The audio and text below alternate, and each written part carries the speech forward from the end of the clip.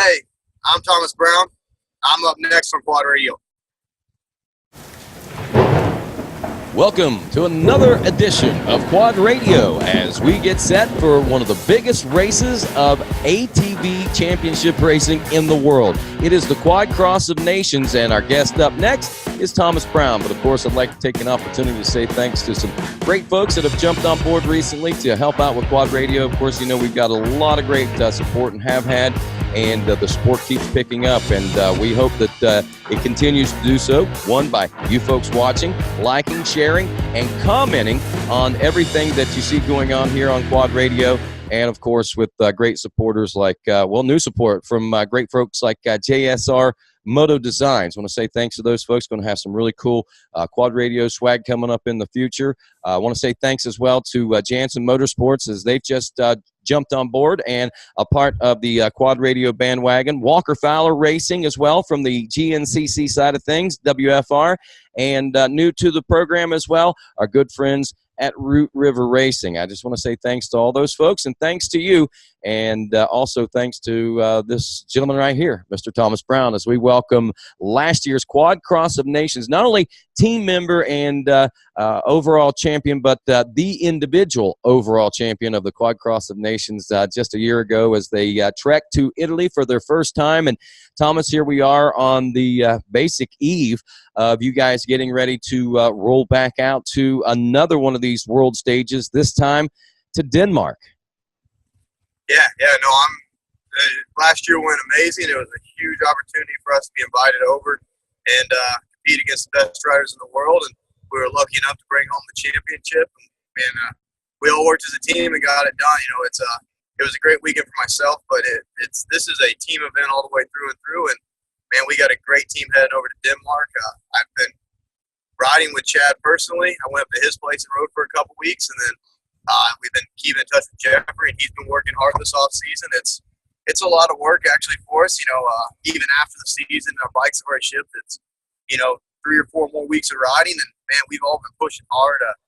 I'm excited for it. I'm actually headed down to Houston right now to go ride a little bit more sand, because I think the biggest challenge we're facing this year is that they say that's going to be one of the sandiest tracks, or it sounds like it's going to be one of the sandiest tracks we've ever rode. It looks more like a walnut to me, but it's definitely going to be sandy, so I'm headed south to find a little sand right before I leave, because I fly out Monday, and it's Saturday morning now, and I'm just trying to get that last little preparation in, and also support the local Texas Riding Association, which is American Power Sports now, and go do a little racing, have a little fun, and be ready. I think that you guys are, man. I mean, obviously, you know what you're up against as far as the world talent. You faced them head on last year. They are a real competition. There's no doubt about that. Just real quick, that race is coming up Saturday, this coming Saturday, September 22nd and September 23rd. And a big thing going on there is going to be streamed live. It'll be through FIMSidecarcross.com. We'll talk a little bit more about that in just a few moments, Thomas, but I just wanted to give some folks heads up on that. But as we roll into this day, like you said, you're heading down to Texas, Houston right now, as obviously that is in the great state of Texas, and getting ready to do a little bit of riding. What has Thomas Brown been up to besides, I guess, hanging with Chad Weenan since the last race there at Loretta Lynn's a month or so ago, I guess? Yeah, well, me and Brandy planned a little vacation, and actually we planned kind of 2 vacations, but we put them together. Right after Loretta's, I flew to Mexico to Cancun and had a little time off, and then did a few days with some friends and a few days with my family, and then we came back and got right back to work. As soon as we got back to Texas after getting back to Mexico, we jumped in the truck and headed to Illinois, and I figured the best way for us to get faster was to ride with the best, and me and Chad started pushing each other. You know, we rode every other day, which was kind of different for me, but man, I can't tell you the amount of speed we were trying to push out was crazy. It made me mad because, I went to Chad's place and he's super fast on his track, which I would expect nothing less. But I get there and he's beating me pretty good. I'm like, man, this sucks. And I'm like, man, I'm off the time. I should have taken a vacation, and then I'm all this. he pulls up his Lit Pro afterwards and looks at his lap time and goes, "Oh, I set the new fastest of the year." Oh, so not only are you just comfortable on your track, you're setting new track records on your own track. And I'm like, oh, that made me feel better. And then a few days in, I got a little closer. And we were able to start battling. We went to Walnut a few days and Muddy Water, stuff by him. And we kind of bounced around a little. It was really good. And we were pushing super hard. And, talking to Jeffrey, it sounds like he's been working hard. So it's been a lot of work since I got back. I had fun in Mexico and then came back and got right back to work and started to torture myself to get ready for this race. It's to me, it's one of the biggest honors to represent USA and represent the USA in my what do you call it, sport or my specialty is. I just want to go over there and make sure we prove that we're still the best. No doubt. And with that, going over there, still the best. I like how you say that. A year ago, this was all new, man. You didn't know. I can remember when we were getting things ready to go as far as the shipping containers. That was a big deal, just trying to figure out how to get that stuff all shipped over there. And you guys knew what you had to do this year. It was like everything went off without a hitch this year as far as that's concerned. So well prepared, so well planned. You got all your stuff out.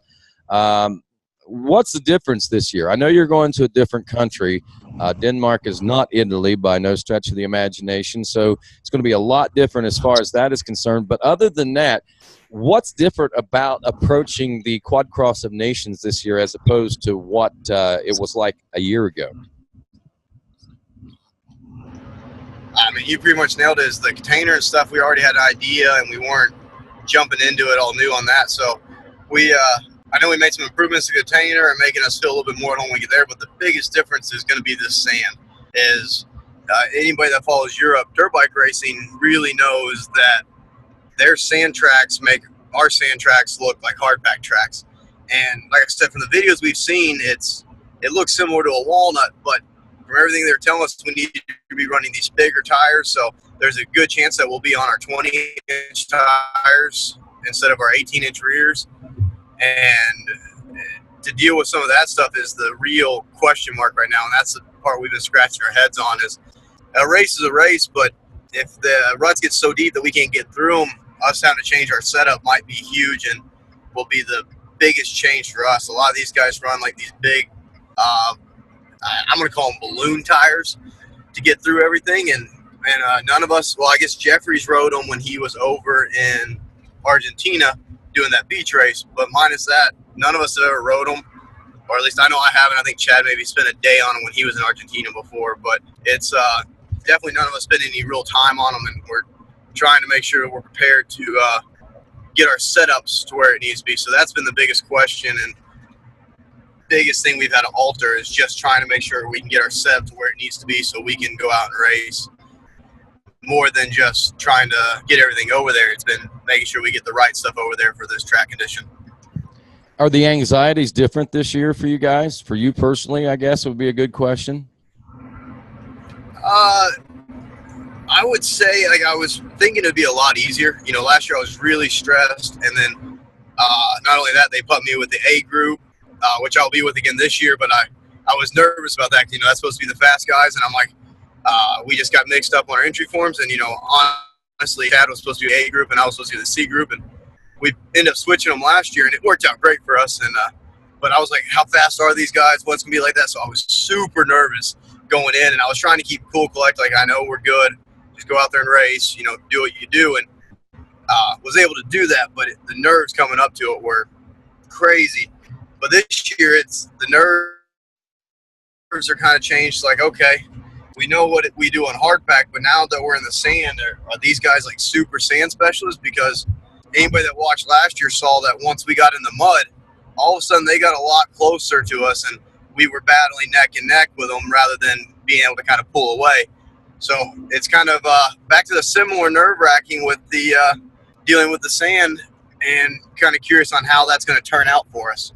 But all in all, I'd say a little less nervous, but it's definitely not.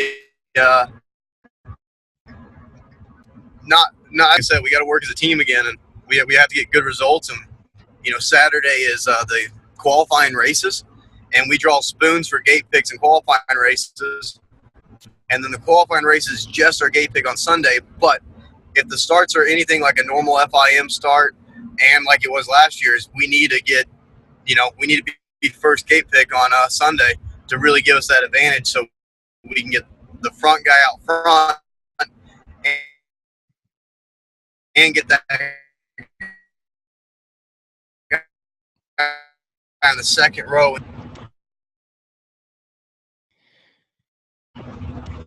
Well, Thomas, I believe that our connection is finally starting to chop up a little bit. We utilized a lot of that time talking pre-race, I believe. Can you still hear me, buddy? Yep, I got you back now. You cut out for a little bit, but I got you back now. Okay, great. Just real quick, we'll try to wrap this up so you can – I know you're getting ready to go ride. What's your schedule like this week? You're leaving on Monday, and then once you get there, what's the schedule going to be like? So we leave Monday, then we actually arrive on Tuesday midday, get the rental cars, get to the house, the team house. We're all staying in one big house again, which is awesome. And then Wednesday mornings when things really get going, we go straight to the track, unload the container. We have a practice test track set up for us to go ride Wednesday. So we got to get the bikes ready from shipping, get over to the test track, test everything out. Thursday, I believe, is a little bit more laid back. I'm sure we'll do like a run or something as far as riders.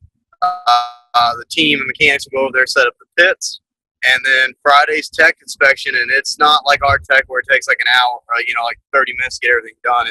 Last year it took a few hours, plus track walks on Friday. Then we start Saturday morning with practice, qualifying races, and Sunday short practice in the morning, go straight to battling it out, figuring out which country's the best. Wow. Sounds like it's going to be a good one. And again, it's all going to be streamed live from Denmark. It will cost a little bit of money. I think it's €24.99, which translates into $29.06 American dollars. And if you use some promo codes, there's a Team USA, I believe, promo code, which will save you like 40% or somewhere in that neighborhood. It's a savings of $11.65, basically $17.41. You get 2 days of streaming. You get to watch the Sidecar Cross and the Quad Cross of Nations that's going to be taking place. And I got to ask, I'm sure a lot of people are wondering, does the Sidecar Cross, does it affect the track for you guys? I mean, the conditions and such? Last year it did a little bit, but it was really clay. So this year we're worried about it affecting a lot more. I mean, dude, they are on 500cc two-strokes. These motors are just nuts. Well, it looks like we may have lost Thomas. Oh. And they dig some deep ruts. It's oh, you there? Yeah, I'm here. So, no, basically to answer your question is that it will affect the track, I think, quite a bit this year with those 500cc two-strokes, power around two guys with a 4-inch knob in the dirt. But it should be really good. I know that if everybody needs the promo code and stuff like that, they can to watch all the racing from this upcoming weekend.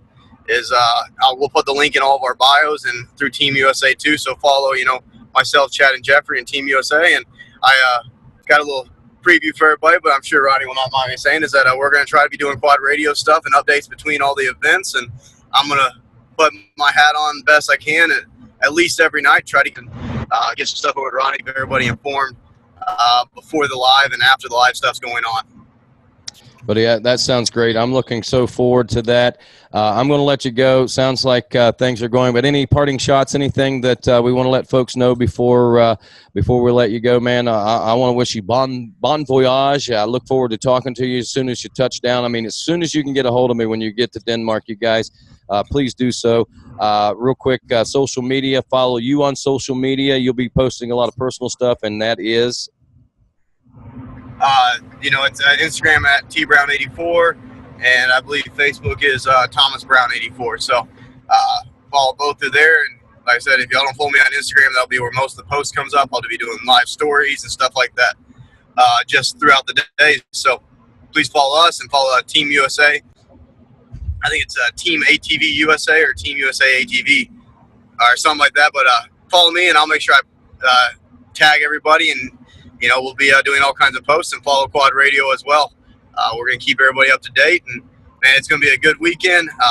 Man, make sure y'all show support to all of us. And I know a lot, the 99% of y'all aren't gonna be there in Denmark with us, but we have social media, and just show your support that way, support the team, and we're looking forward to bringing home gold back to the U.S. again.